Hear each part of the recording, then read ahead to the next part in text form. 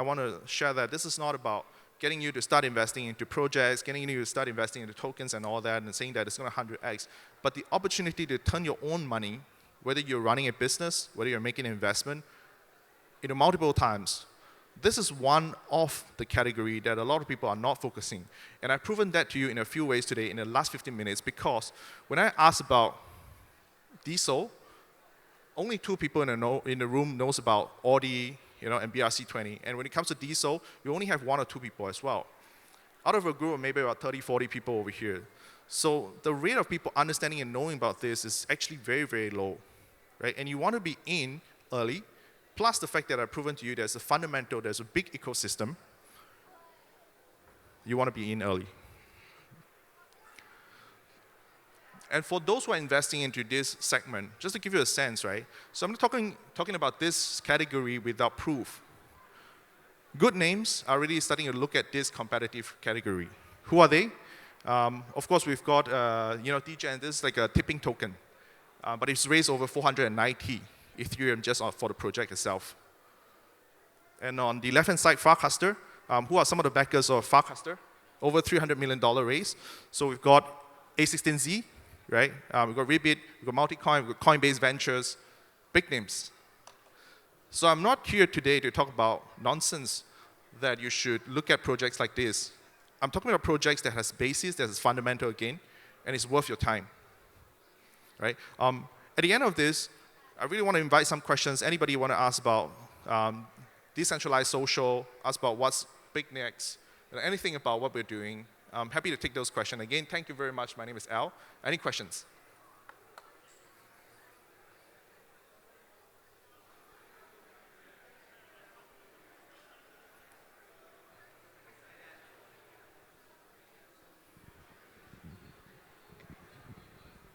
What do you think centralized social community platforms will do to combat then pressure from decentralized ones, right? Twitter, they're not just going to give up this space. They'll have a theory about what their advantages are. Good friend. Thanks for the question. So it's going to happen really fast, I think. Diesel trying to eat in a market share of Web 2, but not at a pace where Web 2 will get alarmed immediately. What is going to happen, I think it's, if everybody knows about how NVIDIA is taking over the CPU market right now, it's going to happen something like that. It's going to take at least 5, 6 years. It's not going to be fast. It's going to be a slow encroachment. So I think by the time where Web 2 understands this, they would have elements of Web 3 and decentralized content in there, and different ways of monetizing. And the way that I look at Twitter, it's going towards that direction. Whether it's payment, whether it's how they actually allow you to start messaging one another, it's moving towards token gating methodology. So you got to buy into someone to do that. But everything is stored in a centralized manner right now, right? So they're actually doing the same thing as decentralized. It's just that everything is stored in a centralized manner right now. That's how I really look at it. So if you do a like-for-like comparison between what's happening in Twitter, right, and if you do a like-for-like comparison to Farcaster, you actually see a lot of similarity in what they're doing right now. The creation of channel, token gating, content filtering, it's all done by people through token and NFTs, right? Twitter is not doing that at the moment, but in a Web 2 version, right? You've got to buy subscription, right? And subscription, if you look at it today, is no longer a flat rate. When it started out, it was a flat rate. Everybody pays $5, but today you can set your own price.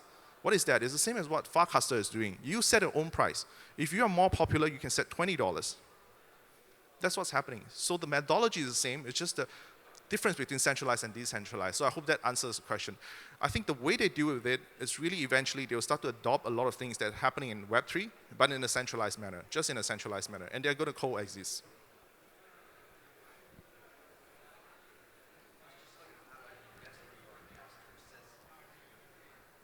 Just looking at how to invest in Farcaster, and it says Uniswap's the only exchange, and there's almost zero volume. What's a better way to get into Farcaster? So the best way to get in Farcaster right now, I could just share, is to start using the platform. It's not about investing into the token or any token per se right now. It's really just to start using the platform. What are you going to get out of using the platform? I'm not an official rep from Farcaster, but I think there are going to be a lot of interesting airdrops coming up. So if you think about L2s that happened last year, Optimism, Arbitrum, so you're going to see something like that. If you're early adopters, You get in early, you're going to get rewarded. But there are no actual good volume of trading right now, and that is again representing the over 50K active user. There's very little active trading right now because the tokens itself called WARPs, W-A-R-Ps, are actually more of a mechanism for tipping and rewarding people. So what do you buy WARPs right now for? It's creation of channels, it's to activate your account. So there's really not a lot of excitement over what WARPs can do.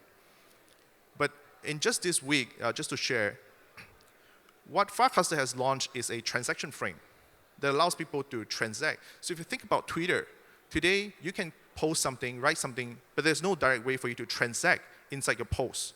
But that's happening on Farcaster. So what's going to happen next is you're going to see ability to mint something directly, transact, and pay for it.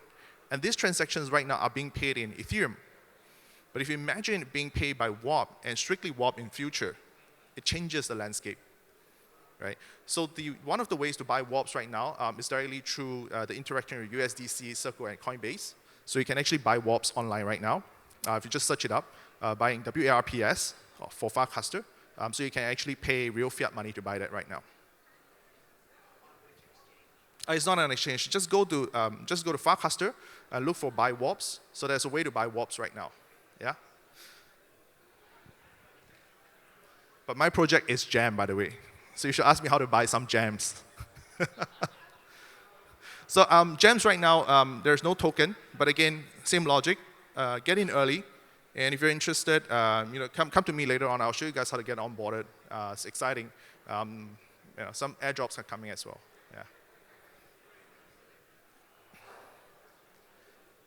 Okay, if there are no other questions, here's my contact information. If you want to look and understand a little bit more about Jam, it's going to be at https://jamfriends.so. All right, see you guys around. Catch up. Thanks.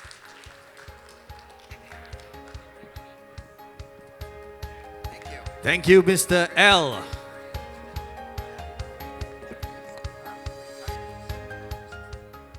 Okay, as we move on down to our next panel discussion with the topic Securities, Real Estate, Art, what is tokenizable? Okay, so let's welcome first our moderator, Mr. Wang Hao. Mr. Wang Hao, can we have you on stage, Mr. Wang Hao?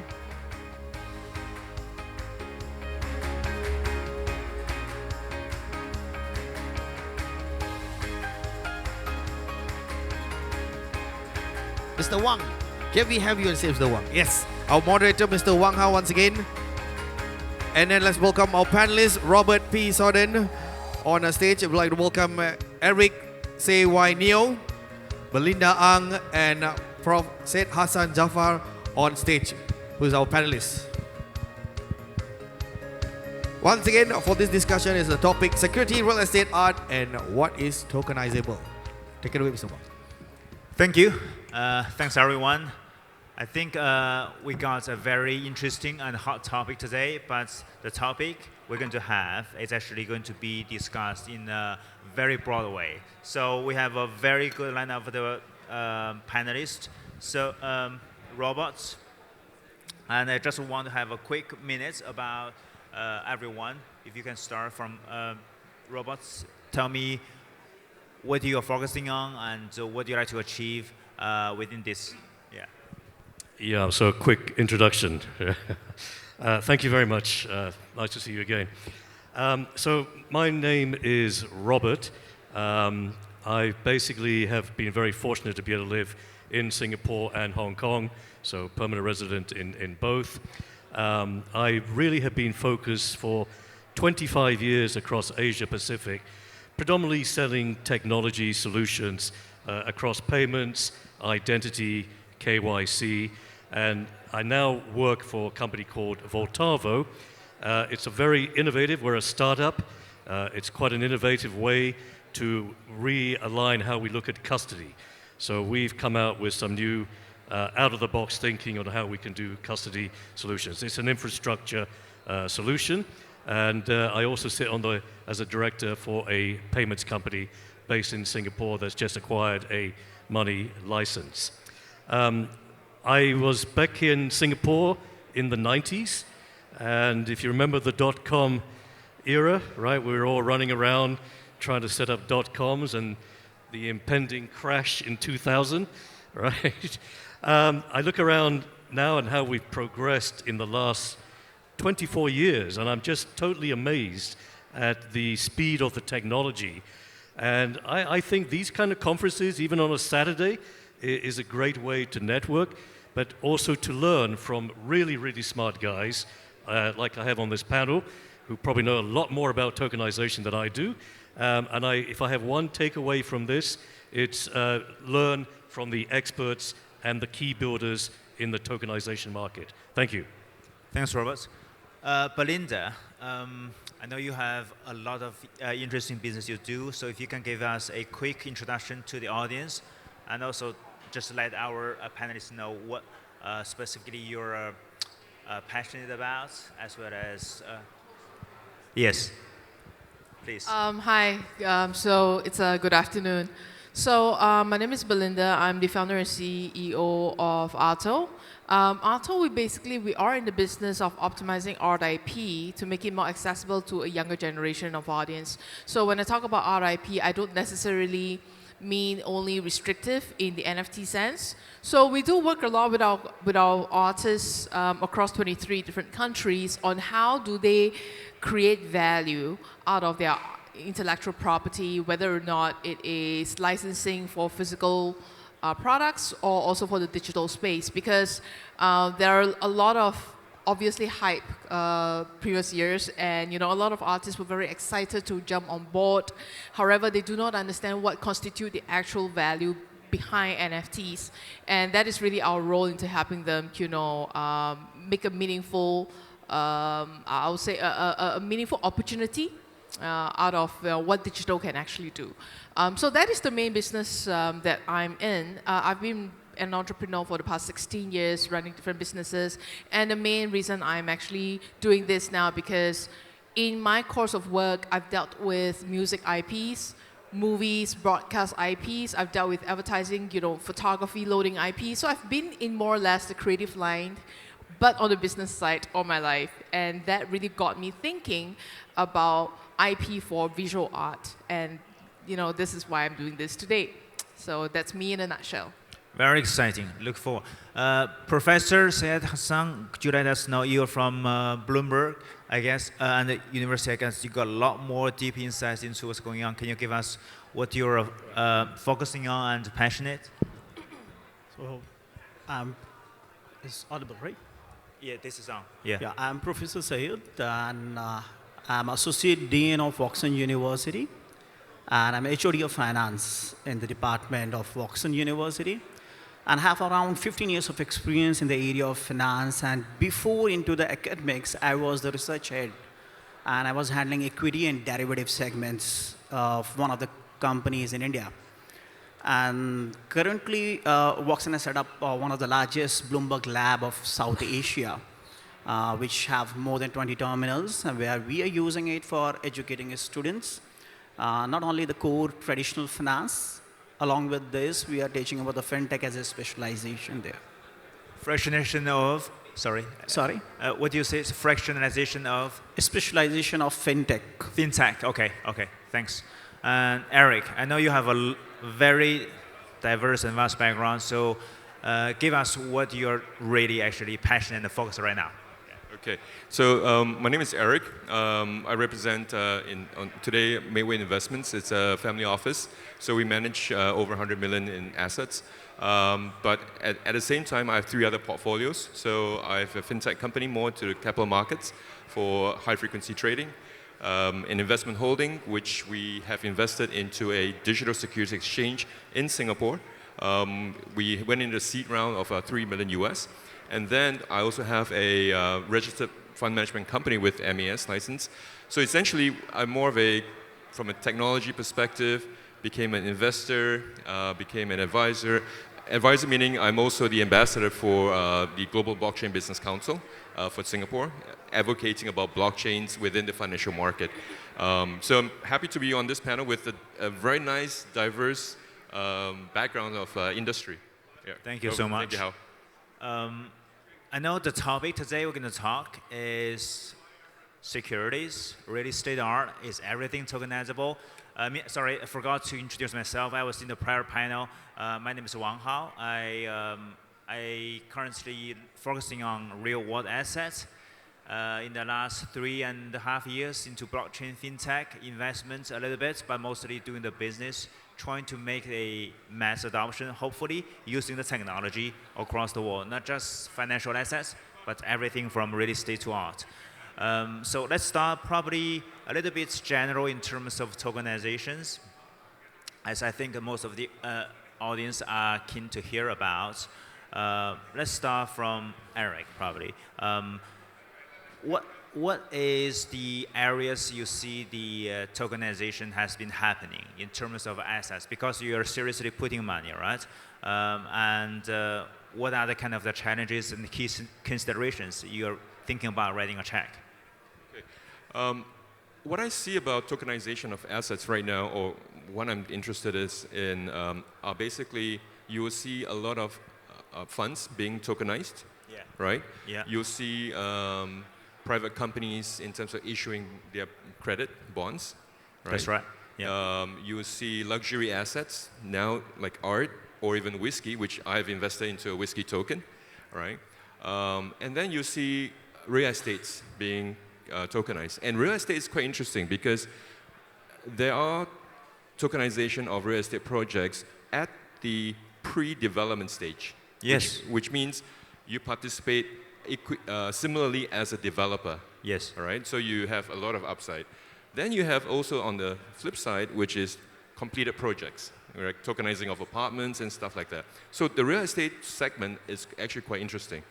Now, then you are now looking at tokenization of commodities, which is now a hot topic. The problem with all this tokenization of assets is fundamentally liquidity. Totally. Right? Yeah. But at the same time, from a regulatory perspective, it meant to be mass adoption, like what we all like to be. Right. However, the regulatory side is limiting it to accredited investors. So it's a function of inclusivity to drive the liquidity, right? That's true. Yeah, so that's what I'm observing. That's very key challenges. I mean, everybody wants to buy something, and of course, not just for return, but actually they can use their returns, whether for buying or something else or withdraw, right? So, Professor Hassan, from your perspective, anything that you see has been happening in this space, either from a pioneering research perspective or from a practical perspective, what is the lab currently trying to incubate, if there's any you can share? So when I look at the tokenizations, of course, we talk about liquidity is one of the concern. Other than that, what I feel like there's awareness and trust is the other factors, which, when if I talk about maybe 20 years or 15 years before, this concept was not much old. And currently, the new generation, which is adopting towards the technology, through educations, through the awareness, this generation should have going to take it up from now. So the future is quite broad. The current generations, or maybe the older one, may not be much exposed towards this and not have much awareness. But the current, those who are coming up, the generations, that have a quite fear, and they are very much interested. When I take a class in the university, we teach about equity, we teach about other securities of bond and debentures. At the same time, I find that the students have a lot of curiosity to know about what is in the blockchain is happening, what is the tokenizations is happening, and what is the new upcoming thing is come up. That's a very clear indication that these are the things which is coming up very fast and independent. Got it. Okay, so there's a lot of interest, but we haven't seen much, I would say, trusted mass scales. Belinda, tell us about, and you're very passionate about, you talk about music, you talk about a lot of visual arts and virtual arts, I guess. Where would you see, particularly in this space, which is not necessarily a financial asset, I guess, in terms of tokenizations, and what are the key considerations when you actually want to token as an issuer or buying those? All right, so I think that for the art space, it's a very unique space in the sense that it really depends on which tier of art we're talking about. So it is obviously tokenization was first tested and more popularized in investment asset art, which is actually a financial instrument for a lot of very rich people. I mean, the current traditional art market, if you talk about like not digital, but the current traditional art market is worth 67 billion US dollars, but only services 2% of the world. That is the kind of wealth we're talking about. Now, so a lot of this wealth is, they buy art as not only an investment asset, because of course, if you buy something at 1 million, you can potentially sell it at 10 million, the following year. But at the same time, so there are this big whale investors coming into this space, but they do have concerns because if these are the collectors that actually want anonymity. Right. But with the regulations stepping in, making tokenization a more well-regulated space, they no longer have the anonymity that they wish for, unlike if they buy through, let's say, auction houses or art dealers, which then they don't have to sort of declare it because it's not a financial asset. So there is this thing that's going on at the top tier investment asset art, and then obviously with the rise of NFTs, there are a lot more tokenization taking place by a lot of emerging artists or people that are potentially artistic creators, and they want to test the market and they want to create their own following and community. So this pool, I would say, then they are not necessarily a financial asset. Sure. It's more for collectible purposes, or if you might like whatever they're doing. I think what is interesting about tokenization in the art and culture space is that it provides a lot more, I would say, independence for the people who are creating it to bypass the intermediaries that they used to have to deal with in the past. And it provides them a way to sell across borders right. as compared to those being a barrier, before the entire scene was up. Greater access, essentially, is actually yes. Yeah, and the lower hurdles actually to kick off a project for those creators. Yeah. So the mentality of the people that are actually potentially buying the tokens or buying a piece of this digital asset are very different across the different levels, and it's very different from me buying a tokenized real estate or me buying a tokenized ETFs or something, because that you have a very clear purpose, which is return on investment. But in the tokenization for the art and culture space, it's not necessarily always ROI. That's very interesting. We'll come to that later. Robert, tell us about when you see or hear about tokenization, you must thinking about not just in terms of the benefits, you're thinking about how are the risks managed in terms of custodies or anything. I mean, does it actually has been brought to the level of the securities or the level of whatever trust as what we have been used to, like a traditional banking, etc.? Yeah, thanks. I've been talking to many banks in the Vaultavo, wearing my Vaultavo hat with a custody infrastructure solution. And these are tier one banks. These are the big international banks that we all know and love. And we work with Accenture to get into these banks. One of the reoccurring themes that constantly seems to resonate with these banks is the struggle or the challenge on how to manage custody. And I think that's going to be a critical factor going forward.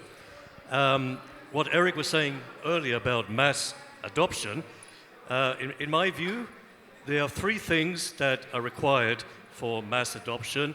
I think we talked about, obviously, the regulatory environment is going to keep coming up all the time.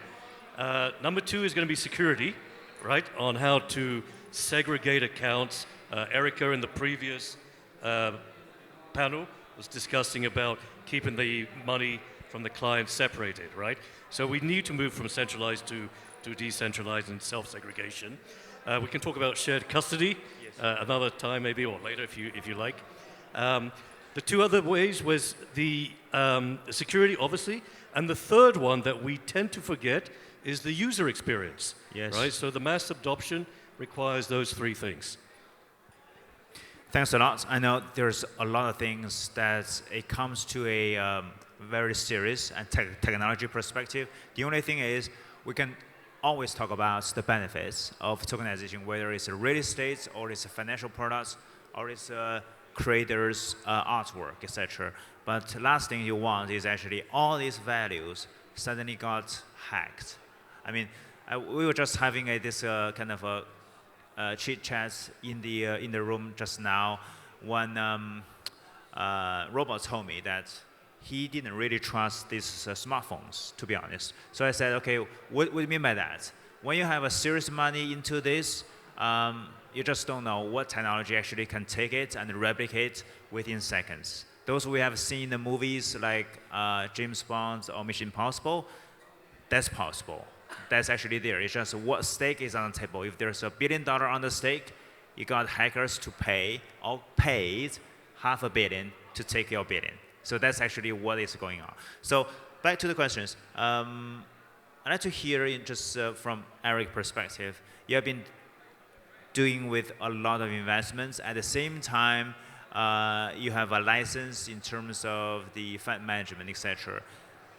How is your, just in terms of interactions or concerns you had with the regulators, if there's any, when they're trying to invest into this, are they very cautious or they're, as you, Professor has said, they're very curious, but just curious, don't want to put the money in, just want to hear a thought.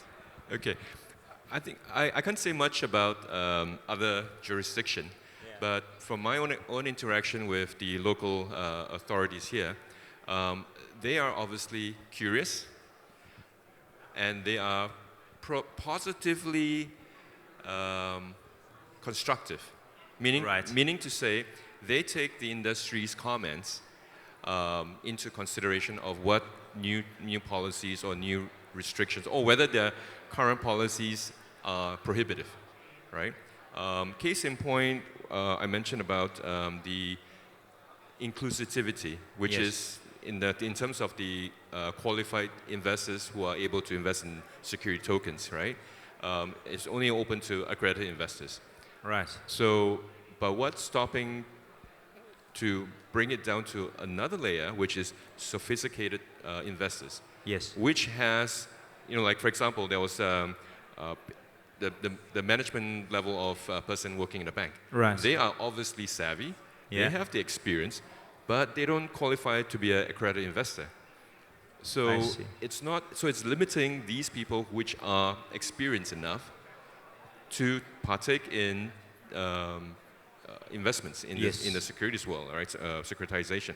So the things that so the local authority here is aware, and we are constantly lobbying with them to say, how do we safeguard these new tier of investors if the policy comes to play? Yes. And one of the things that I would suggesting to the regulators, invite us into a sandbox.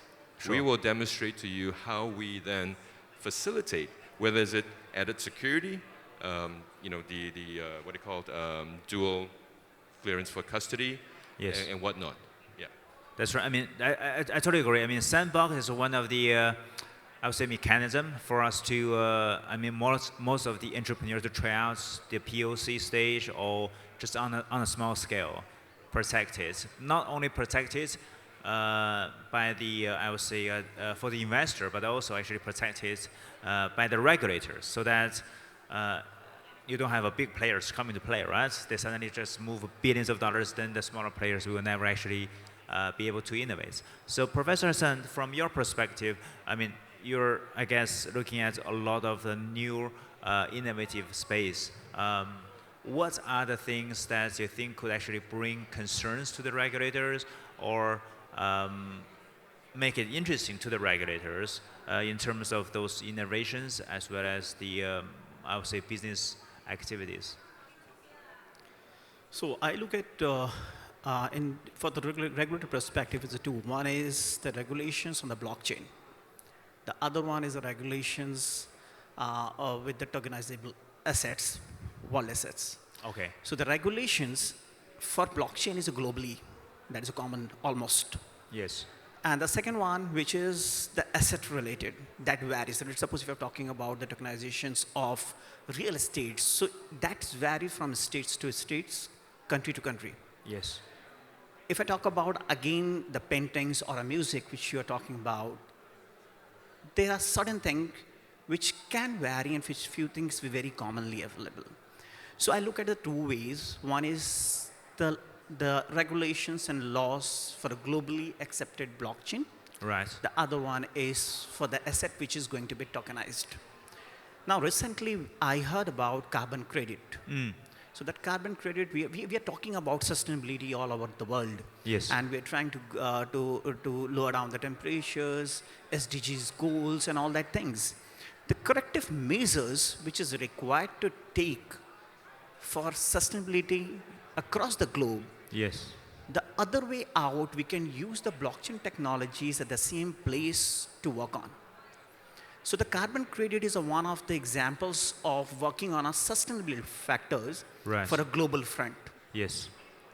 So this is something which the carbon credit will say, like if you are able to save or control 1 ton of carbon dioxide in atmosphere, that gives a carbon credit of 1.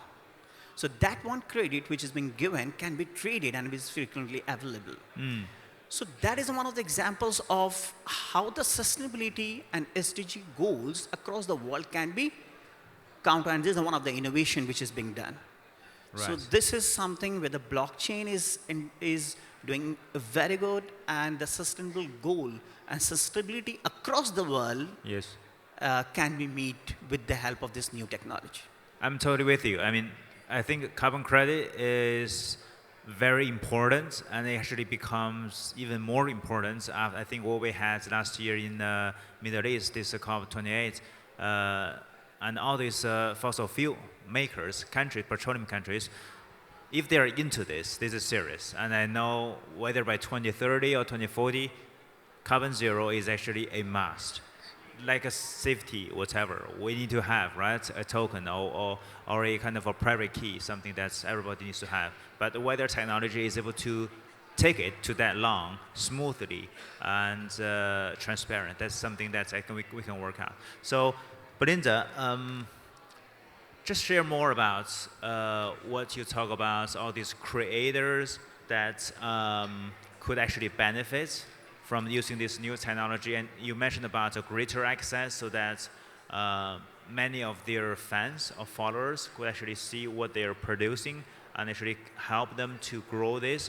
But where are the challenges? I mean, what are the obstacles? I know this idea, I think what people call the social commerce or creators economy has been there for a while. So what are the solutions currently available on the market, and how do you think your companies and business model is going to just further improve and push for mass adoption? So I think that is a very wide question. Yeah. Now, in the first place, we talk about in the space of visual art. Most artists in the traditional visual art space, even if they do digital art, they do not consider themselves creators. Of course, in our language, we will use creators because they are technically creative creators. Yeah. Exactly. So then there are obviously, the rise of the actual digital illustrators or creators that are riding on the waves of NFTs. I just want to touch upon, the